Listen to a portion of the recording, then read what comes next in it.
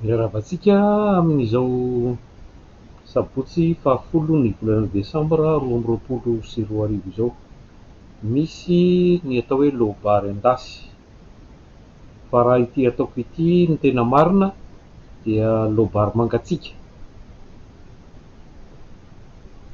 Zany hoe ny vary mangatsiaka tao anatin'izay fitondrana rajoelina efa taona mahery izay, miampy lobary masiso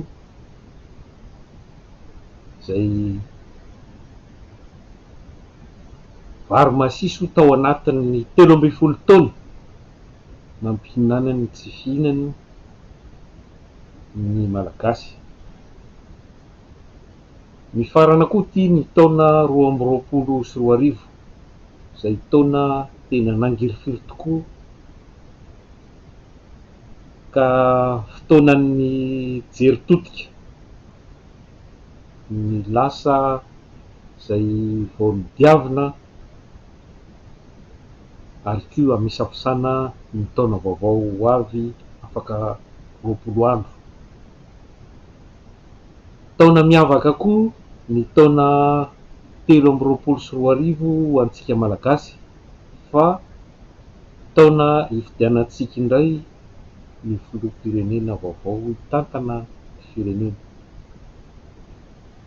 Raha vao resaka fifidianana dia efa ratsy ny sain'olona, nefa mananteny isika fa mba tsy hiveriny intsony fa ho lasan'izay ny ratsy rehetra tamin'ny 2024, tamin'ny 2022, ka mba ho taona 2024 vaovao amerina ny tanitsika ho tany tan-dalàna ary koa tany manaja ny zon'olombelona sy ny demokrasia. Taona ahafahana hiverenana amin'ny tena fahafahana maneho hevitra ary koa ny misafidy malalaka, tsy misy tsindry ny filoza hitantana ny firenentsika. Maro loha tsy tamby isaina, tsy vita indray mandeha ireo zavatra lazaiko antora-po izay lavalava ihany, izany hoe tsy misy fanomanana fa dia izay voaka ny saina tonga ao an-tsaina, tonga ao am-po dia navoaka. Fa kosa ho iverenako ho tany saina tsiraray, mazava sy fohy mba hiantefa any amin'ny rehetra firariana tokoa ny fijoroan'ny tsirairay avy amin'ny fandraisana andraikitra ary koa andray anjara mavitrika manomboka amin'izao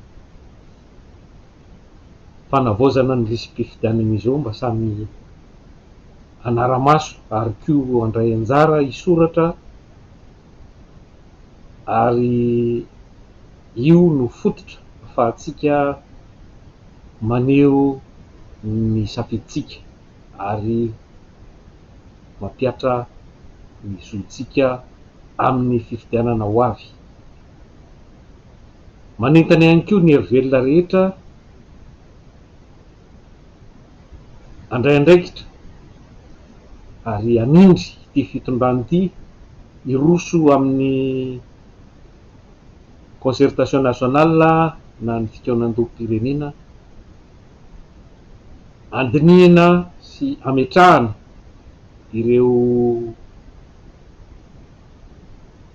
fepetra ary fitsipika hoarahan'ny candidat rehetra amin'ny fifidianana, mba hisian'ny demokrasia marina, fanajana ny fahamarinana ary fifidianana tena amoaka izay filoha tena lanim-bahoaka marina,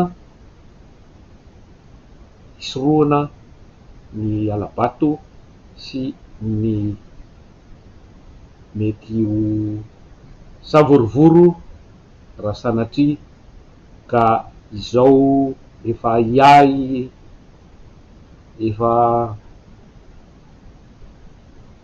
mandindona atahorany rehetra izao amin'ny resaka alabato, ny seny tsy ara-dalàna, ny ACC tsy ara-dalàna, ka dia manentana ny hery velona rehetra koa hanery sy hamindry ity fitondrana ity, indrindra moa ireo solombavam-bahoaka. Solombavam-bahoaka zany tsy solombavam-bahoaka natoko politika fa solombavam-bahoaka pirenena, zany hoe misolo-tena ny vahoaka malagasy mba hanindry sy hanao zay isin'izay fitoenan-doham-pirenena izay, hanomanana ny fifidianana eto Madagasikara. Ka raha iverenana vetivety ny momba ny amin'ny Rajoelina, io fifidianana amin'ny 3 amby 2024 io dia tsy fanadinana na examen ho azy fa bilan, zany hoe efa fitantrisana sy fanarahana akaiky ny zavatra vitany tao anatin'izay efa-taona izay.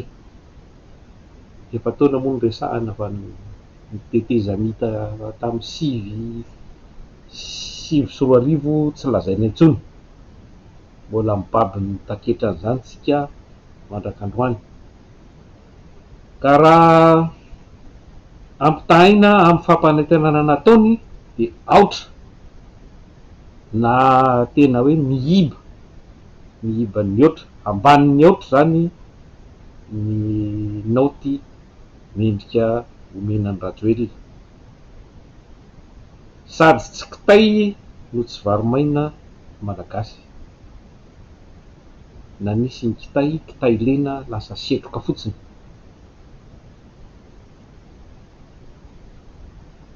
Ny lalana hono tsy azo hoanina, ary misy koa ny fitenenana hoe tany mena tsy mirehatra. Resaka miteny mazava ireo zavatra roa ireo, zany hoe ny lalana tompoko no ozatry ny toe-karena, ny rano ny lalana sy ny fambolem-bary de toy ny rano sy vary tsy afa-misaraka. Lalana hitaterana vokatra ary fitaterana dia mila angovo, io koa ny lesoka tena animba ny fiainan'ny malagasy, zay tsy nasiany resaka tao anatin'izay efa-taona mitondran'izay, fa dia delestage andro aman'alina. Iverenako amin'ny tsipiriny ny momba ny resaka andekaleka sy ny angovo, satria rehefa tsy misy ny angovo dia tsy misy ny toe-karena, tsy misy ny fandrosoana, satria ny angovo no ahafahana miasa, ahafahana manodina ny vokatra ho lasa vola mampandroso ny varotra sy mampandroso ny firenena. Ka sady tsy kitay tsika, tsy varimaina, tsy azo hoanina ny lalana. Ny vary nefa tsy voleny, dia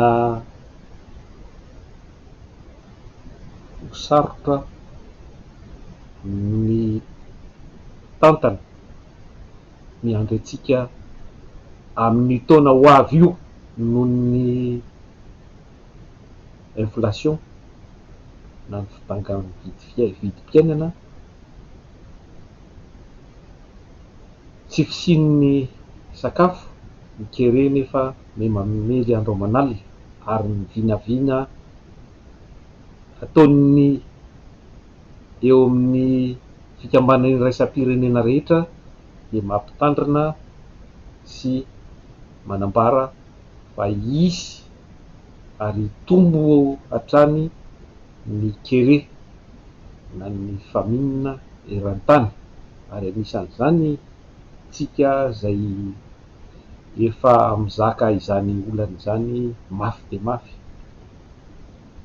nefa mbola variana amin'ny zavatra hafa indray hiafoloha, amboatra autoroute, lalambe mikodana, nefa ny anohanana efa mandondona. Ka iverenantsika amin'ny antsipiriana zany rehetrarehetra zany fa dia ho ampitaiko aminareo lobary mangatsiaka lavalava ihany ho fa iverenako amin'ny antsipiriny avy eo ny lohateny tsirairay avy. Ka dia manaova herinandro finaritra ary mirary faran'ny taona finaritra ho antsika rehetra samy tain'Andriamanitra. Veloma mandra-penina indray tompoko.